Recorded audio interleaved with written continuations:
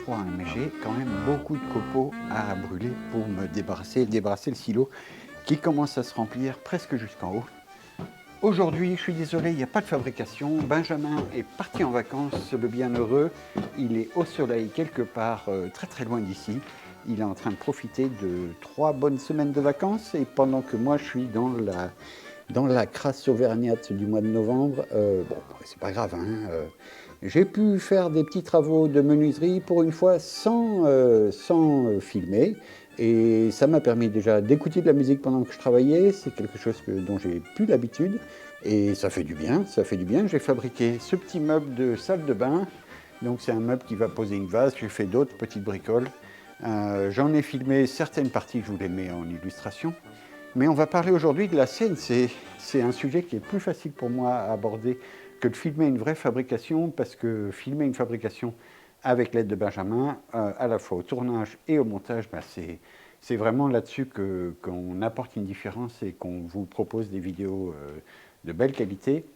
Là, pour faire un vlog, je vais y arriver tout seul. Donc on va parler de CNC, de l'exploitation de la CNC dans l'atelier, les pour, les contre, et puis voilà, allez, en avant. Alors j'en entends déjà au fond de la salle qui sont en train de dire « Ouais, mais la CNC, c'est plus du travail du bois et tout ça, c'est de la triche, c'est voilà ». N'empêche qu'au XXe siècle, quand on a fait des évolutions qui ont permis de faciliter le travail de la menuiserie, de le rendre plus rapide, de le rendre plus efficace, de le rendre plus commercialisable, et ben voilà, les gens se sont rués dessus. Et aujourd'hui, avoir une dégauchisseuse ou un rabot électrique, j'entends, et ben voilà, c'est un progrès qui est déjà ancien, mais on fait avec aujourd'hui, et demain, on fera avec une CNC. Ça, c'est invariable. Tout le monde aura une CNC dans le futur. C'est un outil de menuiserie comme un autre. C'est juste que, voilà, c'est encore relativement nouveau. C'est un outil qui est quand même un petit peu intimidant. Moi-même, il y a 3 ans, j'étais complètement novice dans la matière. J'étais allé rencontrer les gens de chez Avid CNC. J'étais aussi allé rencontrer Frank Howard chez lui dans son atelier pour voir voilà, ce qu'il pensait de sa machine avant d'acheter cette machine. C'est un domaine qui était nouveau pour moi et aujourd'hui, je me suis fait un peu la main sur la machine, sur les logiciels. On verra ça aussi tout à l'heure. Et ça vient toujours avec des hésitations, des accidents. Mais aujourd'hui, voilà, la machine, elle a son propre réseau d'aspiration. Ça aussi, j'avais fait une vidéo là-dessus. Elle a son propre réseau parce que maintenant, je peux la laisser tourner une fois que j'ai lancé mon programme et faire autre chose ailleurs. J'ai suffisamment confiance en moi-même et en la machine pour voilà, la laisser travailler sans accident. Alors, dans l'exploitation de cette machine, on va commencer par les accidents. J'entends par accident des erreurs de programmation qui font que voilà, ça ne fait pas ce qu'on demande et ça ne fait pas ce qu'on avait recherché, ou ça le fait mal, ou voilà, il y a plein de raisons qui font que voilà, le boulot est mal exécuté. On peut dire mal exécuté par la machine, mais en fait c'est mal exécuté par l'exécutant. Et ça remet directement en cause l'utilisateur de la machine. Et bon, c'est un petit peu pénible, et c'est un petit peu pénible de casser des fraises. Là, j'en ai cassé 2 le même jour. 2 fraises de 8 en downcut, pardon. Et ben voilà, le même jour, à un quart d'heure d'écart, j'en ai cassé une, j'en ai remis une autre à la place. Et j'ai voulu reprendre le travail, et elle a cassé direct parce que je n'avais pas fait les modifs. C'est vraiment rageant. Je crois que j'ai les images, donc je vais vous les mettre. Voilà, vous pourrez rigoler un petit peu. Moi, je rigole un petit peu moins parce que c'est 75 € la bête quand même, ces petites choses-là. Donc cette fraise-là de 8 mm, je lui ai demandé des efforts qu'elle n'était pas capable de faire. Et puis celle-là, elle est simplement passée sur une tête de vis. Les vis que j'utilise pour fixer le boulot au martyr. Et voilà, c'est passé sur une tête de vis. J'avais mal calculé mon parcours d'outils et voilà. Et ça, c'est celle que j'ai cassée juste après avoir remplacé celle-ci.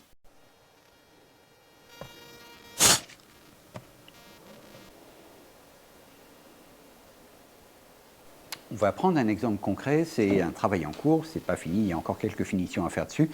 Je suis allé relever les cotes de ce meuble de salle de bain sur place avec cet angle vraiment bizarre dans le coin d'une pièce, un angle rentrant comme ça.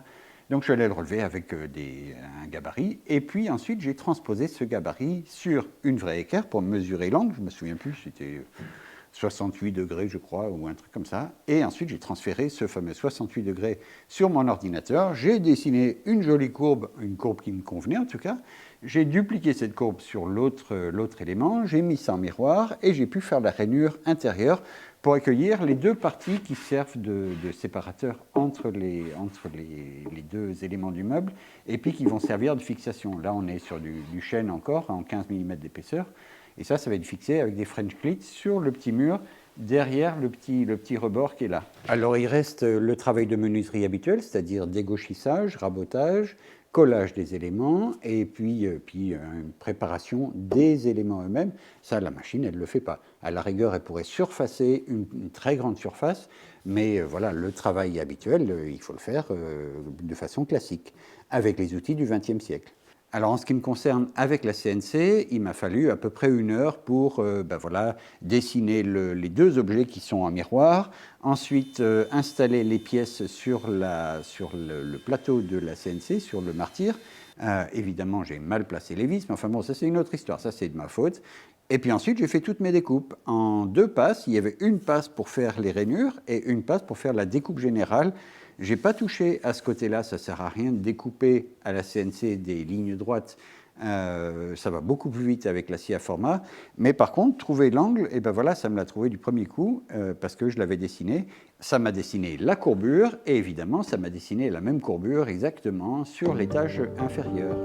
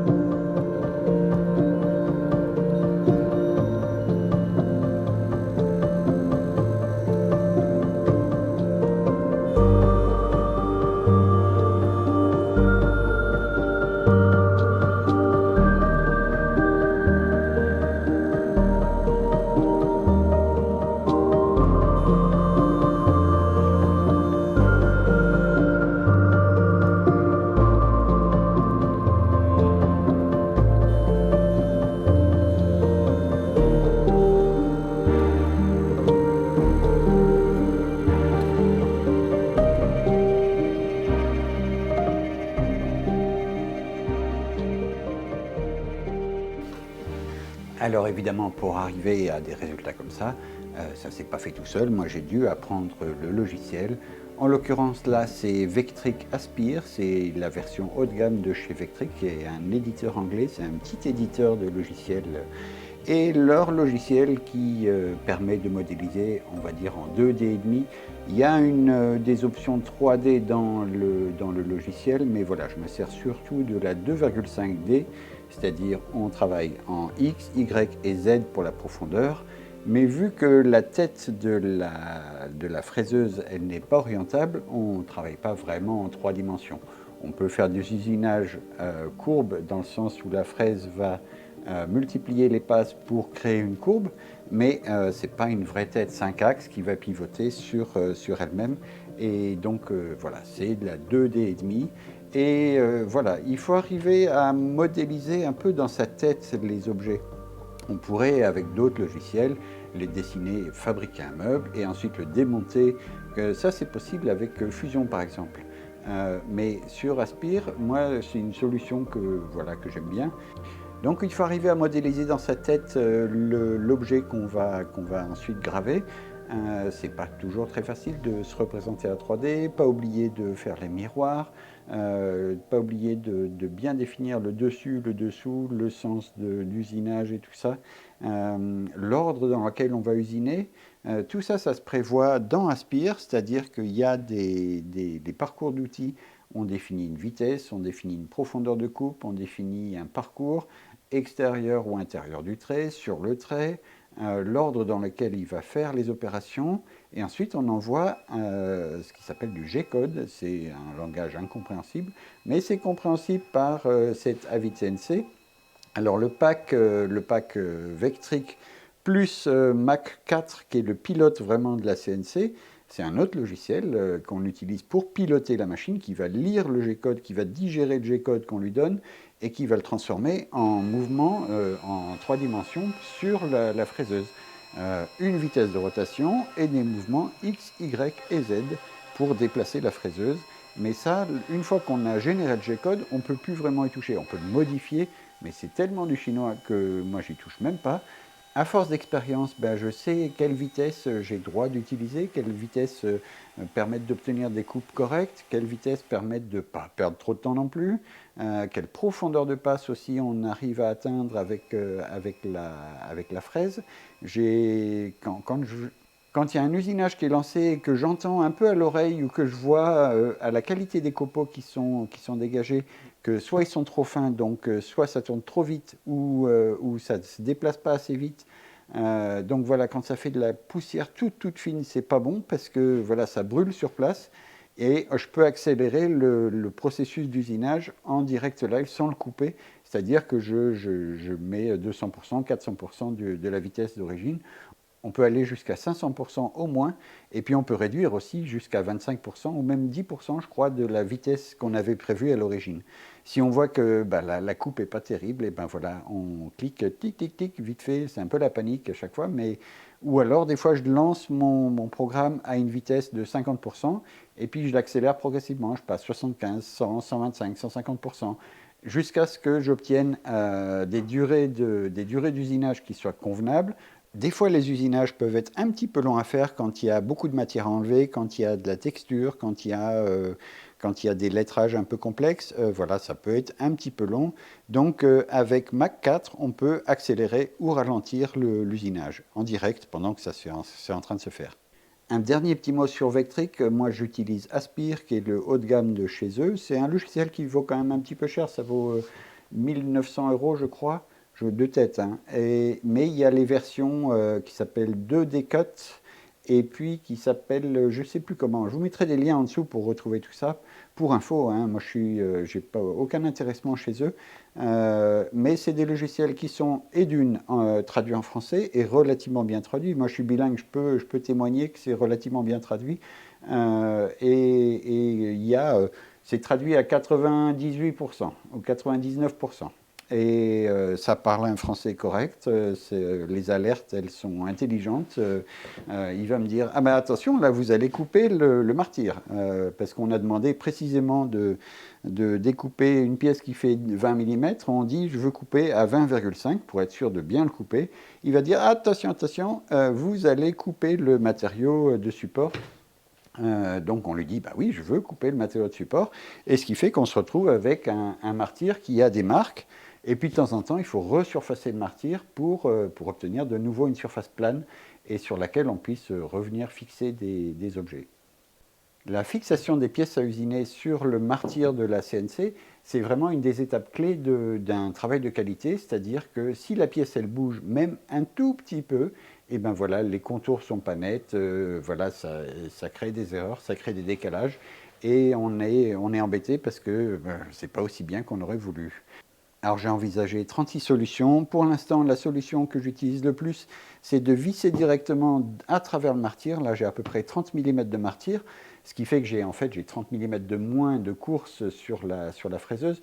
Au départ, je crois qu'il y a 220 mm, j'en ai plus que 190, c'est-à-dire que je peux mettre un objet de 190 mm et quand même usiner dessus. Je n'ai pas encore eu le cas qui s'est présenté de limitation au niveau de la hauteur. Mais voilà, c'est à prendre en compte. J'espère un jour pouvoir installer cette machine, déjà la rallonger, parce que j'aimerais bien la doubler en surface, et ensuite la faire descendre en bas de mon estrade, là, juste, j'ai 80 cm à gagner, de façon à avoir un usinage possible verticalement. C'est-à-dire que j'aurai des bouts qui seront posés directement par terre, et donc là, j'ai à peu près 90 cm. Donc je me retrouvais avec des pièces d'1,60 m et je pourrais les usiner en bout tout en haut. Ce petit bout, il ne fait pas partie de la machine, hein. C'est juste un élément de fixation pour fixer la caméra quand je filme la fraise directement. Alors pourquoi AvidCNC? Eh bien parce que ça m'a semblé la meilleure solution pour mes besoins à moi. J'étais allé les rencontrer à côté de Seattle il y a 3 ans, j'étais allé avec Boris, on avait fait un chouette voyage d'ailleurs. Et voilà, ils fabriquent du matériel, c'est eux qui fabriquent la plupart des pièces. Toutes ces pièces-là, c'est usiné maison. Bon, les extrusions en aluminium, ils les achètent en grande barre, hein, mais toutes les pièces du châssis, elles sont fabriquées vraiment en interne dans la boutique. Les composants électroniques, ils sont assemblés sur place dans leurs ateliers. C'est une toute petite boutique et à l'époque, on était allé les voir, ils étaient une vingtaine à travailler là-dedans. Peut-être qu'aujourd'hui, ils sont un peu développés et mettons qu'ils soient une trentaine aujourd'hui. Alors, le kit que j'avais acheté, je reçois beaucoup de demandes à ce sujet-là. Cette machine, elle existe toujours, c'est la 5 pieds par 5 pieds, 1,50 m par 1,50 m. La broche qu'ils vendent aujourd'hui, c'est plus celle-là, c'est deux modèles. Il y a un modèle à peu près équivalent et puis il y a un modèle beaucoup plus puissant, beaucoup plus gros, qui marche en collé aussi beaucoup plus gros, des ER32 qui permettent de mettre des fraises de 18 mm. Et on est un peu, là, je pense qu'on est un peu à la limite des résistances mécaniques de la machine et de la quantité de matière qu'on arrive à enlever avec la fraise. Mais là, une fraise de 18 mm, ça permet d'aller normalement très très vite parce que le grand diamètre permet d'enlever plus de copeaux à la fois.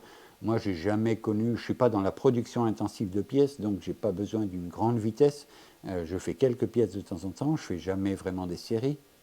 Mais voilà, si vous vous apprêtez à faire de la série, vous pouvez exploiter une machine comme ça pour faire des petites séries, des moyennes séries. Grandes séries, je dirais non, mais voilà, des petites séries, on peut exploiter une machine comme ça et puis vivre de cette machine, hein, il n'y a pas de problème. Le châssis de 5 par 5, le piétement, le calculateur pour la fraiseuse, le calculateur pour les moteurs de positionnement, d'usinage, c'est-à-dire les deux moteurs de l'axe Y, le moteur de l'axe X qui est caché là derrière, et puis le moteur Z qui est là-haut. Voilà, le moteur Z, il est tout en haut de la colonne là, et qui assure la hauteur d'usinage. Pour acheter une machine comme ça, j'avais fait un emprunt de 13 000 € pour tout payer d'un coup. C'est 13 000 € hors taxe, parce qu'on paye la TVA et ensuite on la récupère au moment de l'importation. Ça, c'est si vous êtes professionnel et que vous récupérez la TVA. Si vous êtes particulier, ben voilà, il faut la payer, la TVA d'importation. Quand ça rentre sur le territoire français, il faut payer la TVA à 20%. Mais quand on est professionnel, on récupère cette TVA le mois suivant, en gros. Mais voilà, j'avais fait un emprunt de 13 000 € qui, sur 5 ans, ça met plus ou moins à 200 € de mensualité par mois. Aujourd'hui, les tarifs ont un petit peu augmenté, non seulement au niveau des taux d'intérêt, mais aussi au niveau de la fourniture. Le prix des matières s'envole, en particulier sur des choses comme l'aluminium, sur les composants électroniques et tout ça. Donc, le tarif d'aujourd'hui, il a dû augmenter, je ne sais pas de combien, mais il a dû augmenter, il a dû prendre une secousse un petit peu comme tout. Mais n'empêche que même si c'était 300 € par mois, une machine comme ça, elle est très très vite exploitée. De temps en temps, je fais de la découpe que je filme pas pour vous parce que voilà, c'est pas passionnant. Je fais du lettrage pour des magasins, je fais des enseignes et des choses comme ça. Et ben juste la gravure d'une enseigne, et ben ça paye la mensualité de la machine sur le mois en cours. Donc il me suffit de faire un projet d'enseigne par mois et la machine, en gros, elle est payée. Dès que localement, les gens ont su que j'avais une machine comme ça qui permettait de découper des enseignes, de faire des petits objets comme ça, et ben voilà, ça a payé la machine. C'est-à-dire que de temps en temps, je fais une réalisation pour un client. Ça m'occupe 2 heures, 3 heures. Vous ne le voyez pas sur la chaîne parce que ce n'est pas très très intéressant. Et la machine, elle tourne toute seule. Et voilà, c'est ça qui paye la machine en fait. La machine, elle se paye toute seule en une journée de travail par mois. Et ensuite, je pourrais exploiter les 20 autres journées du mois à dégager du profit avec la machine.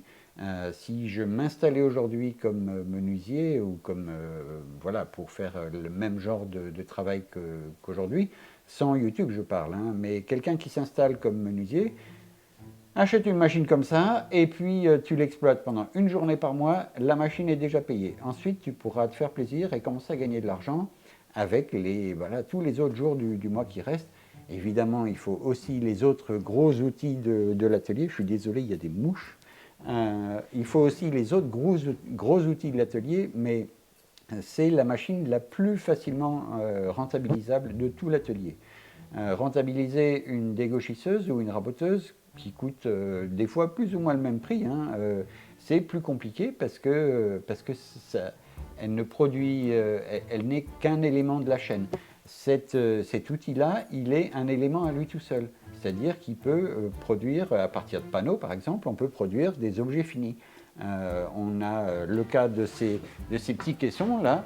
J'aurais pu les fabriquer, ils sont creux dessous, je ne vous les retourne pas, mais voilà, j'aurais pu découper les onglets, découper le fond, découper la rainure et tout ça, uniquement avec la CNC, à partir de panneaux.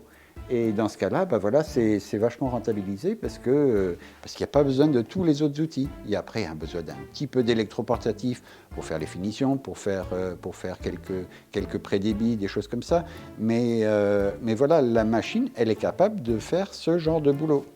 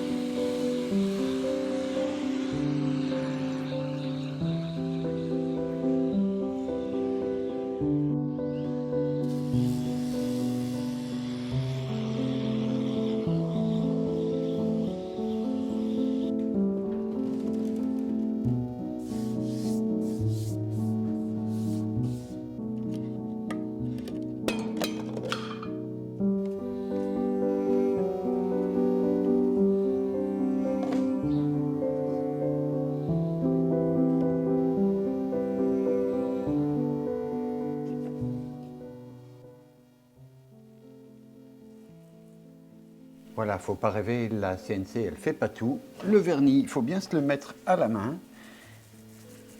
N'empêche que cette machine, depuis que je l'ai, j'ai appris à l'intégrer dans pas mal de mes projets. Vous l'avez vu, elle intervient à un moment ou un autre dans l'ensemble de mes projets. Et même pour fabriquer ma roulotte, il va y avoir la fabrication de gabarits, par exemple. Il va y avoir la fabrication de certains éléments que je vais usiner sur la roulotte, en particulier, par exemple, les arrondis de toiture et des choses comme ça. Ça va être usiné là plutôt qu'à la toupie parce que c'est plus rapide, c'est plus sûr et c'est plus répétable aussi. C'est vraiment un outil d'avenir, c'est vraiment une machine formidable. Les quelques réserves que j'ai avec cette machine, et je pense que c'est applicable à d'autres machines, c'est que s'il y a une coupure de courant, s'il y a un stop d'urgence, s'il y a un crash machine, c'est-à-dire que si la fraise est force à un moment, ça peut faire sauter d'écran dans l'engrenage. Et dans ce cas-là, il faut refaire les zéros, il faut refaire le zéro machine, le zéro projet. Et donc voilà, ça prend un petit peu de temps, c'est un peu énervant. Quand on travaille de manière conventionnelle en menuiserie, ben voilà, c'est sûr qu'on n'a pas tous ces problèmes-là. Mais bon, ça apporte tellement de facilité et de répétabilité surtout dans le travail. On peut lui demander 50 fois la même pièce, il va faire exactement 50 fois la même pièce. Ça, c'est vraiment, vraiment assez formidable. Et puis, un autre inconvénient, là, elle est dans l'atelier, je pensais la voir dans l'atelier. Bon, déjà, j'ai pas non plus un choix énorme dans la position de la machine dans l'atelier, mais j'aimerais bien à l'avenir la voir à un endroit séparé, vraiment fermé, parce que ça fait quand même beaucoup, beaucoup de bruit. Entre l'aspirateur, les ventilateurs de tous les calculateurs, le fraisage lui-même qui peut être très très bruyant dans certaines circonstances, avec des contreplaqués, avec des choses comme ça fait vraiment vraiment beaucoup de bruit, puis un bruit pas agréable, c'est un bruit strident et vraiment vraiment puissant, ça fait je sais pas 110 ou 120 décibels dans l'atelier. Alors voilà, c'est pas très confortable de l'avoir en fonctionnement pendant qu'on fait autre chose, mais en dehors de ça, elle rend des services absolument formidables. Alors si c'était à refaire et de choisir une machine comme ça, aujourd'hui, 2 ans et demi après, je pense que je prendrais la même. Le rapport qualité-prix de cette machine est vraiment, je crois, imbattable. Par rapport à une machine chinoise soudée, enfin un gros truc monobloc soudé, bah voilà, je suis content d'avoir celle-là parce qu'elle est en kit précisément, elle est arrivée en petits morceaux. C'est un Lego à construire, c'est assez agréable à construire, enfin à assembler. Et puis ensuite, moi ça m'a permis de la monter ici à l'étage parce que sinon une grosse machine, de toute façon, elle ne serait pas rentrée. Alors les machines chinoises sont beaucoup moins chères, mais je ne suis pas certain que le suivi derrière de la part du fabricant soit le même. En tout cas, avec Avid CNC, ils font du suivi, et pas seulement parce que je suis youtubeur, hein, il y a des gens dans mon audience là, qui ont acheté des Avid CNC qui sont absolument ravis.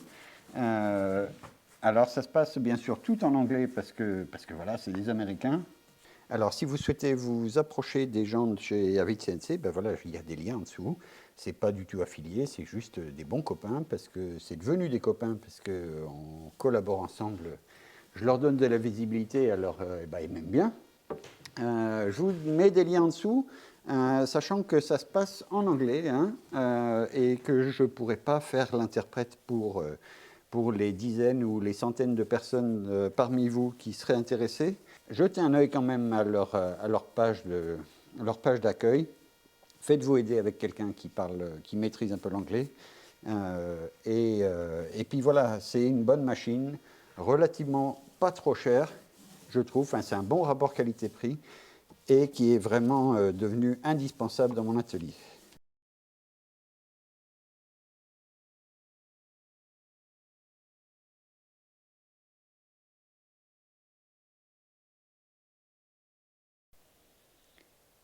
Voilà, j'espère que cette vidéo, après 2 ans et demi d'utilisation sur ma CNC, vous aura intéressé, vous aura plu. On va se retrouver quant à nous la semaine prochaine pour un projet qui est pour l'instant raté. Ça va être un grand panneau décoratif en bicolore. Je cherche un effet en 3 dimensions sur un grand panneau décoratif avec des petits losanges comme ça. Pour l'instant, c'est un échec et je vous proposerai la version finale très bientôt. Allez, bonne semaine et ciao, bonsoir.